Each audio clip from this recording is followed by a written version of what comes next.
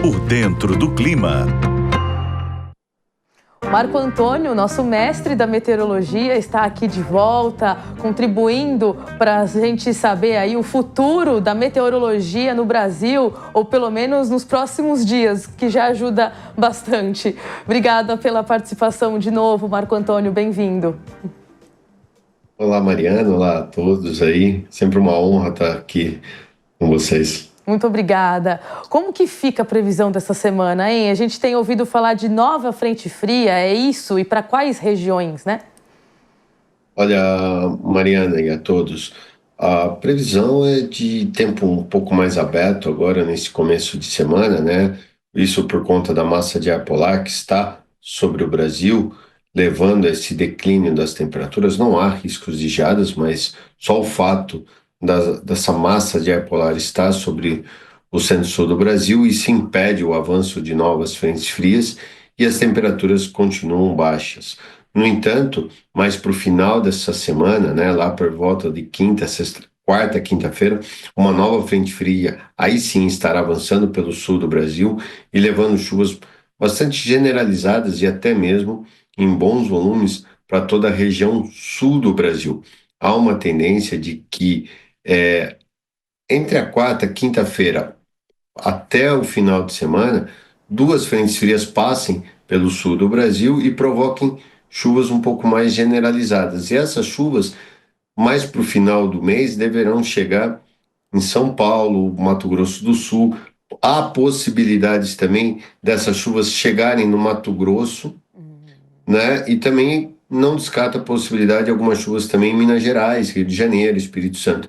Então, de uma forma geral, essas chuvas agora no final de julho devem pegar boa parte do centro-sul e na sequência, Mariana, aí entra uma massa de ar polar novamente ali no começo de agosto e bem na viradinha ali do mês, né, entre os dias 30, 31 de julho e também na primeira semana de agosto, levando um declínio mais acentuado das temperaturas. Por enquanto, não há riscos para geadas, mas o que a gente está vendo com essa entrada frequente de massas de ar polar, que o risco está grande, né, para termos geadas, como aconteceu no mês de junho. Então temos que ficar de olho aí nessas massas de ar polar, porque uma delas podem ser, de novo, de forte intensidade e trazer algumas geadas. Mas por enquanto, pelo menos para esses próximos 15 dias, o risco é extremamente baixo para a formação de frio extremo.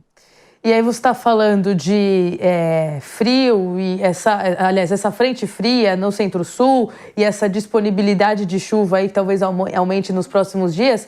Isso de alguma forma pode impactar as áreas produtivas de algodão, que a gente está falando de colheita no momento, né? E quando você traz aí uma possibilidade de chuva para Mato Grosso, o pessoal do algodão tem que ficar alerta. Queria entender um pouco se você pode falar olhando para a cultura agora.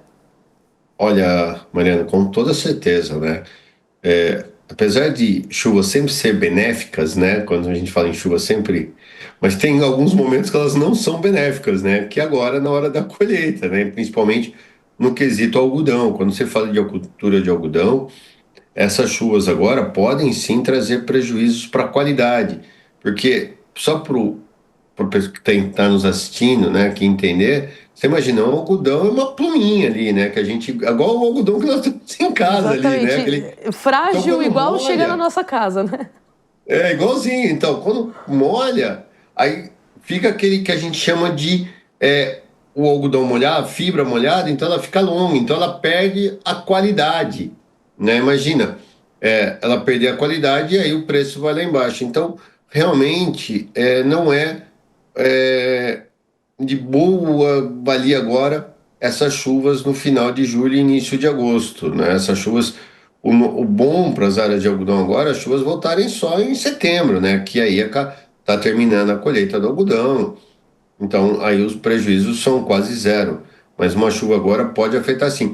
Outro ponto de atenção, e aí, se você me permite, para o algodão, por favor, é que com essas temperaturas mais baixas, Mariana, e há uma tendência ainda de manter essas temperaturas noturnas mais baixas, o ciclo do algodão está se alongando. Então, muitas lavouras estão com seus capulhos, né, que é aquela a maçã, né, o botão, não abriu ainda. Então, há uma tendência de que o ciclo do algodão se alongue mais.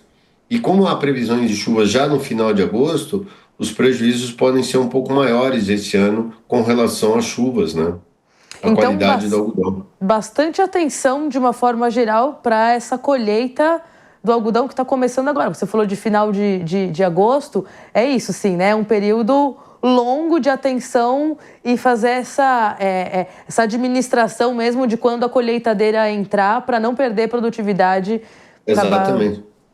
Não é nem prejudicando a uma safra produtividade inteira. em si, mas a qualidade, né? Que aí é tudo, né? Porque o Sim. preço do algodão está na qualidade, né? Quanto melhor a qualidade, melhor o preço, né?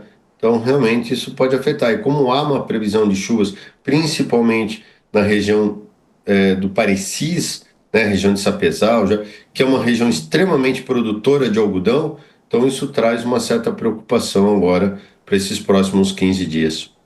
E aí, só para a gente encerrar, na semana passada nós falamos aí de uma possibilidade de retorno de Laninha, isso repercutiu. Eu queria saber se você, né, continua acompanhando, se a previsão continua se confirmando. O que a gente pode falar de Laninha? Porque é um evento realmente importante da gente ir acompanhando semana a semana, assim, né? Exatamente. Olha, Mariana, acompanhar, a gente acompanha isso 24 Todos os horas, né? dias, né? É o seu trabalho, né? Mas brincadeiras à parte, né? Desculpa a brincadeira, Imagina. mas o que a gente vem observando é que realmente a possibilidade ou a probabilidade de ocorrência de uma laninha é grande.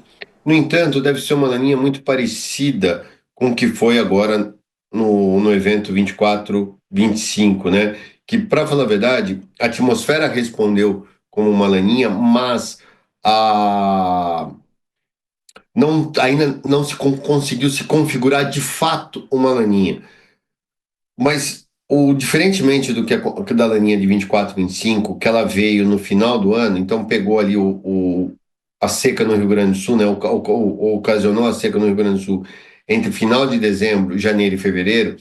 Essa laninha ela deve vir mais para a primavera, ou seja, já no final de outubro e novembro, onde deve ser o pico dessa laninha, a tendência é que você tenha um período talvez mais seco no sul, isso pode trazer problemas não para a soja, mas para o milho, que está sendo plantado já em agosto. Então, muita atenção com o milho e a soja que é plantada mais cedo, né, ali em outubro. Então, pode pegar, porque novembro e dezembro está se mostrando mais seco no sul do Brasil, em especial sobre o Rio Grande do Sul e Santa Catarina, sul do Paraguai, Argentina e Uruguai. E, por outro lado, se confirmando essa laninha agora na primavera, você deixa o novembro, dezembro extremamente chuvoso nas regiões centro-norte do Brasil. Então, sudeste, centro-oeste, Mapitobá, norte e nordeste devem ter chuvas muito frequentes e regulares.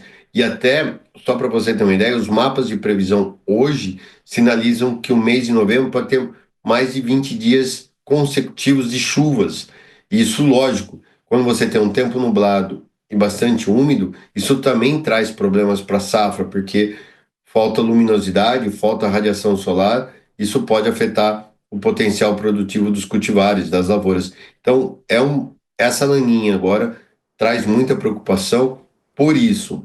Porém, principalmente para o sul, que caso aconteça, seria o quinto ano consecutivo com problemas no Rio Grande do Sul. Então, eu espero que essa previsão mude muito rápido, né, que não venha essa laninha, porque isso pode trazer problemas para o Sul, principalmente agora na segunda metade da primavera, né, que seria novembro e dezembro.